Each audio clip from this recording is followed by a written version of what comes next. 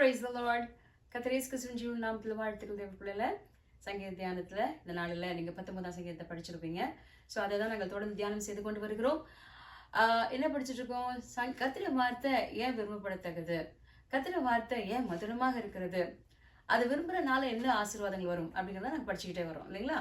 So இந்த சங்கீதம் 19 7-8 வசனங்களே சொல்லியிருக்கிறது. கர்த்தர் வேஷம் குறைவற்றதும் ஆத்மா உயிர்ப்பிக்கிறதுமா இருக்கிறது, அதை பார்த்துட்டோம். கர்த்தர் சாட்சி சத்தியம் பேதை ஞானியாக்கிறது பார்த்தாச்சு. போன வாரம் கர்த்தருடைய நியாயங்கள் செம்மையும் இதயத்தை சந்தோஷிக்கிற மாதிரி இருக்கிறதுன்னு பார்த்தோம் இல்லைங்களா?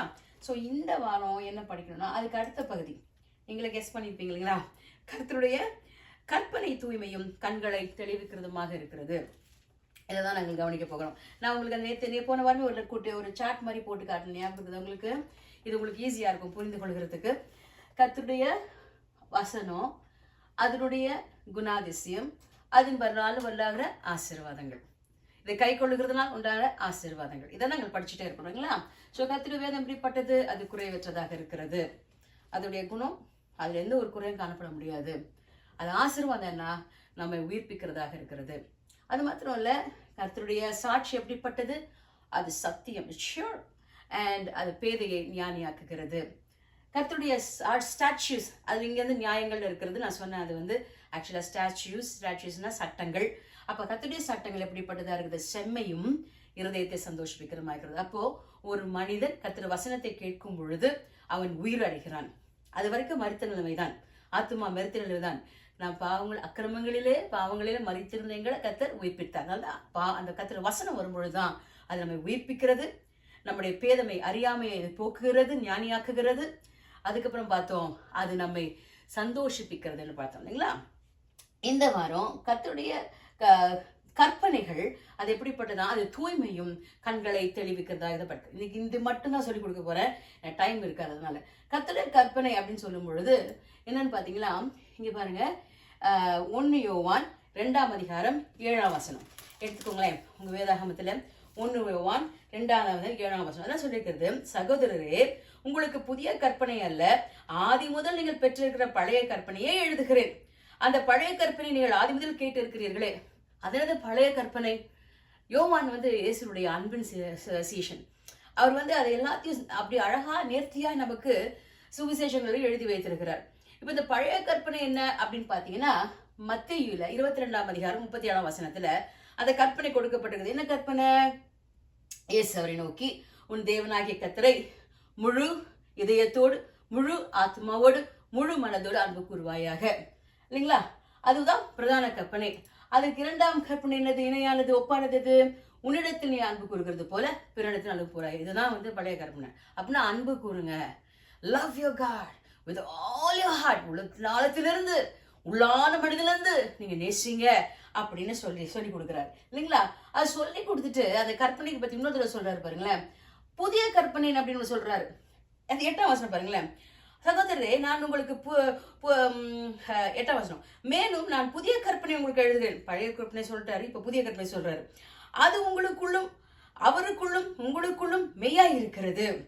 ஏனென்றால் இருள் நீங்கிற்று, மெய்யான ஒளி இப்பொழுது பிரகாசிக்கிறது. அப்போ புதிய கற்பனை இருக்குது, பழைய கற்பனை. அப்ப அது என்னது அந்த புதிய கற்பனை அப்படின்னு நம்ம சிந்தித்து பார்க்கும் பொழுது கர்த்தர் வேதத்துலதான் அதுக்கு ஆன்சர் இருக்குது. எங்க பாருங்க, யோவான் 13ஆம் அதிகாரம் 34ஆம் வசனத்துல இயேசு சொல்லுகிறார். என்ன சொல்லுகிறார்? நீங்கள் ஒருவரில் ஒருவர் அன்பாயிருங்கள், நான் உங்களில் அன்பாயிருக்கிறது போல நீங்களும் என்ன பண்ணுமா? ஒருவரில் அன்பாயிருங்கிறதே புதிதான கட்டளை உங்களுக்கு கொடுக்கிறேன். புது கற்பனை சொல்றாரு. லவ் என்ன பண்ணுமா?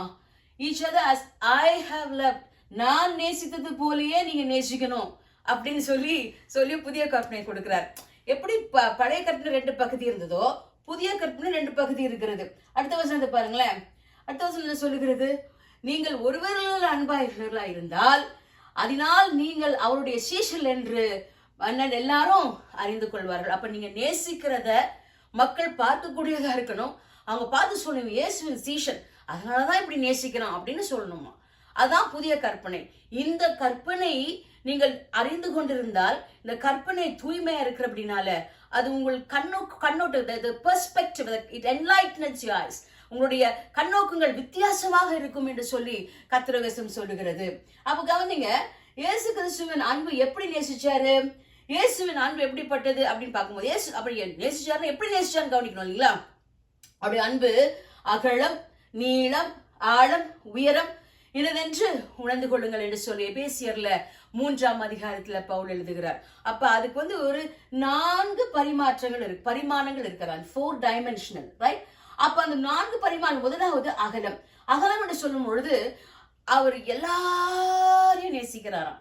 நீங்க புறஜாதியா இருக்கலாம், நீங்க இஸ்ரவேலரா இருக்கலாம், நீங்க சுவாதினா இருக்கலாம், அடிமையாக இருக்கலாம், சிறியவராக பெரியவராக, நீங்க எப்படிப்பட்டவங்களானாலும் எல்லாரையும் பட்சபாதம் இல்லாம நேசிக்கிறது இயேசு கிறிஸ்துவின் அன்பு. அதுதான் நீங்கள் நானும் செய்யணும். அப்படிதான் அன்பு கூறணுமா. 2வது பாருங்களேன், அவருடைய அன்புல நீளம். அந்த நீளம் அப்படின்னா அது நீளம் அப்படின்னா நித்திய காலமானது. அந்த அன்பு என்னைக்கும் மாறாது, அது நித்திய காலமானது. அதாவது அநாதி சிநேகத்தால் உன்னை சிநேகித்தேன், காருண்யத்தால் உன்னை இழுத்து கொண்டேன்னு கத்த சொல்லுகிறார். சோ அதுதான் 2வது ஒரு பரிமாணம். 3வது பாருங்களேன், அந்த ஆழம். அந்த ஆழம் என்ன பண்ணுது அங்கே பாருங்க, அது இறங்கி அந்த சேற்றிலிருந்து நம்மளை தூக்கி எடுக்கிறது. ஆமென், ஹல்லேலூயா. எப்பேற்பட்ட மாப்பாவியானாலும் நம்மை ரட்சிக்க வல்லது அந்த இயேசு கிறிஸ்துவின் அன்பு. ஒரு தடவை இந்த சார்ல்ஸ் ஃபின்னி அப்படிங்கிற தேவனுடைய தாசன் ஒரு ஊழியத்துக்கு போயிடும் போது ஒரு பிசினஸ் மேன் அவர் ஊழியத்துக்கு ஜெபிக்க கேட்டாராம். முடிவில், சபையின் அந்த கூட்டத்தின் முடிவில் கேட்கும் போது எங்க வீட்டுக்கு நீங்க வரணும் அப்படி சொன்னாராம். அப்ப இவர் சொன்னாராம், இருங்க முடிச்சுட்டு வரேன்னு சொல்லிட்டு அவர் வீட்டுக்கு போறாரு. பெரிய பிசினஸ் மேன், பெரிய வீடு, அங்க பெரிய இடம் இருக்குது. அவங்க உள்ள போறாரு. அப்ப சொன்னாராம், அவர் தேம்பி அழுகுறாராம். என்னப்பா அழுகிறேன்னு கேட்கும் போது, நான் பாவம் செய்துட்டேன், நான் ஒரே குடிப்பேன், குடிச்சிட்டு எப்பொழுதுமே என் மனைவி பிள்ளைகளை அடிப்பேன், நான் ரொம்ப பாவி, என்னை இயேசு மன்னிப்பாரா அப்படின்னு கேட்கும்போது அவர் சொன்னாரு, இயேசு கிறிஸ்துவின் ரத்தம் சகல பாவங்களை நீக்கி சுத்திகரிக்க வல்லமை உள்ளது. அப்போ திரும்பி கேட்கிறாராம், அதை பாத்தீங்களா, அங்க இன்னொரு வீடு இருக்கு பாத்தீங்களா, அந்த வீட்டுல 2 உயிர்கள் ஊசலாடி கொண்டு இருக்கிறது. என்ன, யாரு அது? உன்னைய மனைவி, உன்னைய அருமையான ஒரு மகள். என்னப்பா ஆச்சு? நான் ஒரு நாள் குடிச்சிட்டு எப்பயும் போல மனைவி அடிச்சு கொண்டு இருந்தேன். அப்ப என் மனைவி அப்பா அடிக்காதீங்கன்னு சொன்னா, நான் தள்ளி விட்டுட்டேன், அவ போய் நெருப்புல விழுந்துட்டா, ஒரு முகம் ஃபுல்லா எரிஞ்சு போச்சு என் அன்பு மகளுக்கு. நான் இந்த பாவியை இயேசு மன்னிப்பாரா அப்படின்னு கேட்கும் பொழுது அவர் சொல்றாரு, சார்ல்ஸ் ஃபின்னி சொன்னாராம், இயேசு கிறிஸ்துவின் ரத்தம் சகல பாவங்களை நீக்கி சுத்திகரிக்க வல்லமை உள்ளது.